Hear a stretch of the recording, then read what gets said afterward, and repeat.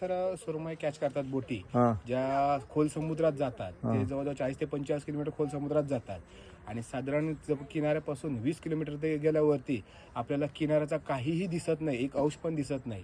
दुसरी गोष्ट म्हणजे 18 किलोमीटर वरून तो फक्त आपल्याला लाईटी दिसतात, ब्लिंकिंग होतात त्याच्या बाहेर काहीही दिसत नाही. आणि पूर्ण पुढे गेला 40-50 किलोमीटर खोल समुद्रात गेलात की पूर्ण आपल्याला अथांग सीच आहे, वरती आकाश आणि खालती पाणी आणि पूर्ण डीप पाणी असल्यामुळे तुम्हाला तेवढा पाण्याचा भाग आहे तो पूर्ण काळा कुट्ट दिसणार आहे. ओके. त्यामुळे इथे गेल्यावरती आपल्याला चारही वाटेने पाणी दिसतं. मग अशा वेळी आपण रिटर्न कसं येतो तर आपल्याकडे मोबाईलमध्ये GPS मॅप आहे, त्याच्यानुसार आपण किनारी येऊ शकतो. दुसरी गोष्ट सकाळी सण उगवतो त्याच्यावरून किनारी येऊ शकतो किंवा समुद्राकडून मेन लाट असते ती डायरेक्ट समुद्राकडून किनारी येते, त्याला पकडून आपण किनारी येऊ शकतो. किंवा आकाशात सप्तर्षी म्हणून एक पतंग आहे, मग त्याच्या एका टोकाला पकडून आपण किनारी येऊ शकतो. ही आपली जुनी लोकांची पद्धत आहे. पण आता आधुनिक GPS आले, GPS direct point two point तुम्ही फिरू शकता. असं आपलं सुरमई कॅच करायचं. अशी उत्कृष्ट माहिती आम्हाला देणारे हे तळाशीलचे काय नाव? ललित देऊलकर. ललित देऊलकर. आणि आम्ही यांच्या होडीतून आज प्रवास केला, खूपच सुंदर आहे. तर तुम्ही पण या ह्या तळाशील वाल्यांकडे.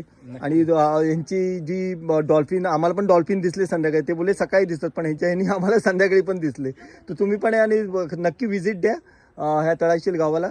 नक्की या. चला, थँक्यू.